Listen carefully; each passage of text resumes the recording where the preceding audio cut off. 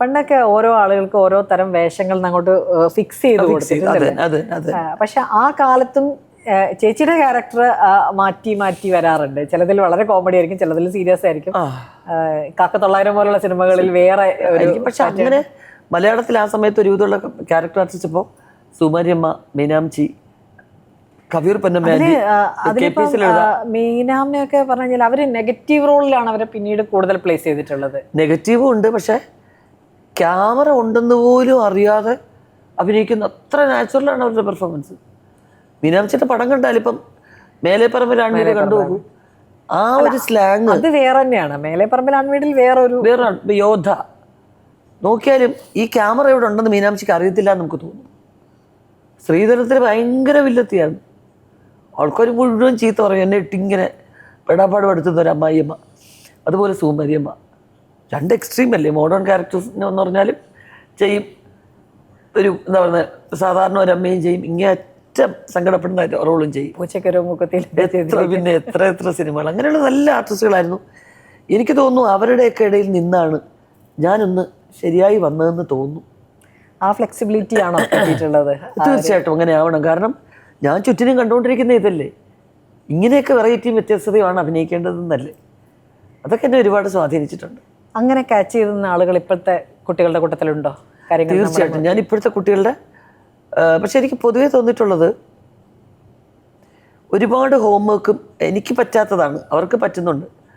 ഒരുപാട് നമ്മൾ ഹോംവർക്ക് കുറേ ഇങ്ങനെ ചെയ്ത് കഴിയുമ്പോൾ അതിന് ഒരു നാച്ചുറലായിട്ട് ചെയ്യാൻ പറ്റുന്ന അതുപോലെ ആവുമോ എന്നൊരു ചിലപ്പോൾ എൻ്റെ അറിവില്ലാഴികയായിരിക്കാം. നമുക്കൊരു ഡയറക്ടർ പറഞ്ഞു തന്നിട്ട് നമ്മൾ ഇൻസ്റ്റൻ്റായിട്ട് നമ്മുടെ മനസ്സിൽ നിന്ന് വരുന്ന എത്ര ചന്തം ഉണ്ടാവുമോ. എനിക്ക് അതിശയപ്പെട്ട ആർട്ടിസ്റ്റുകളൊക്കെ അഭിനയിക്കുമ്പോൾ നല്ലോണം അഭിനയിക്കുന്നുണ്ട്. അവർ വളരെ പ്ലാൻ ചെയ്ത് ഓഡിഷനൊക്കെ പോയിട്ടൊക്കെ ചെയ്യുന്നുണ്ട്. പക്ഷേ എനിക്ക് കുട്ടികൾക്ക് പ്രത്യേകിച്ച് നടിമാർക്ക് അവർ കുറച്ചുകൂടെ ലിബറലാണ്, കുറച്ചുകൂടെ ഓപ്പൺ ആണ്, പല കാര്യങ്ങളിലും വളരെ ഷാർപ്പാണ്. അതെ, അവർക്ക് പറയാനുള്ളത് കൃത്യമായിട്ട് പറയുന്നുണ്ട്. കാരണം ചേച്ചിക്ക് അറിയാലോ സിനിമാ രംഗത്ത് ഉണ്ടാവുന്ന സംഘടനകളും അതിൽ വരുന്ന വാദങ്ങളും ഒക്കെ തന്നെ അറിയാലോ. അപ്പം അത്തരം കാര്യങ്ങൾ തുറന്നു പറയുന്നത്, അവർ അവസരങ്ങളെ കുറിച്ച് പേടിക്കുന്നില്ല. അവർക്ക് നാളെ നഷ്ടമാവുന്ന വലിയൊരു ഫ്യൂച്ചറുണ്ട്, അതിനെക്കുറിച്ച് അവർ ചിന്തിക്കുന്നില്ല. തീരെ അപ്രസക്തമായി പോയ നല്ല നടിമാരുള്ള നാടാണ് നമ്മുടേത്. അപ്പം അത്തരം ആളുകളൊക്കെ ശ്രദ്ധിക്കാറുണ്ട്, വളരെ പേഴ്സണലായിട്ട് കുട്ടികളൊക്കെ ചേച്ചിയൊക്കെ വിളിക്കുകയും സംസാരിക്കുകയൊക്കെ ചെയ്യാറുണ്ടോ? തീർച്ചയായിട്ടും ചെയ്യാറുണ്ട്. പക്ഷെ ഞാനെന്തറിയോ, ഞാനൊരു ശുഭാപ്തി വിശ്വാസവും എന്നെക്കാൾ മുകളിലൊരു ശക്തി ഉണ്ടെന്ന് വിശ്വസിക്കുന്ന ഒരാളാണ്. എൻ്റെ തലയിലെടുത്ത് നിശ്ചയിക്കുന്നത് എൻ്റെ ഈശ്വരൻ തന്നെയാണെന്നാണ് എൻ്റെ വിശ്വാസം. അപ്പോൾ അങ്ങനെയുള്ളത് കൊണ്ട് ആര് വിചാരിച്ചാലും അങ്ങനെ കഴിവുള്ള ആൾക്കാരെ എല്ലാ കാലത്തും അങ്ങനെ പിടിച്ചു നിർത്താനൊന്നും പറ്റില്ല. പിന്നീട് അവരുടെ അഭിപ്രായങ്ങളൊക്കെ ശരിയാണെന്ന് തന്നെ വരുള്ളൂ.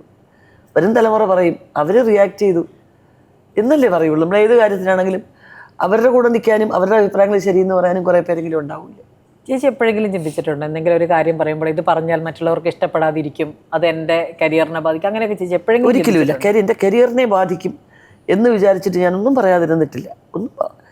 ഒരിക്കലുമില്ല, എൻ്റെ ജീവിതത്തിൽ ഒരിക്കലും അങ്ങനെ ചെയ്തിട്ടില്ല. എൻ്റെ കരിയറിന് വേണ്ടി എന്ത് ത്യാഗവും ചെയ്യാന്നുള്ള ഒരു നിർബന്ധം എൻ്റെ കുടുംബത്തിൽ ആർക്കുമില്ല. വന്ന അവസരങ്ങൾ നന്നായിട്ട് അഭിനയിച്ചില്ല എന്ന് പറഞ്ഞൊരു സെറ്റിൽ നിന്ന് വരുന്ന ഒരു നാണക്കേട് ഉണ്ടാവരുത്, അത്രമാത്രം എൻ്റെ വീട്ടിൽ നിന്ന് പറഞ്ഞു വിട്ടിട്ടുള്ളൂ. അതിനപ്പുറം നമുക്ക് വ്യക്തിപരമായിട്ട് എന്ത് പ്രശ്നം ഉണ്ടെങ്കിലും ആ സ്പോട്ടിൽ നിന്ന് അപ്പം വാക്കൗട്ട് ചെയ്യാം. ഇതല്ല തമ്പുരാൻ, ഇതല്ലെങ്കിൽ മറ്റൊരു വഴി നമുക്ക് കൽപ്പിച്ചു തരും. അതുകൊണ്ട് എന്ത് ത്യാഗവും ചെയ്ത് ഇതൊക്കെ എങ്ങ് സഹിക്കണം അങ്ങനെയൊന്നുമില്ല ഒരു കാലത്തും.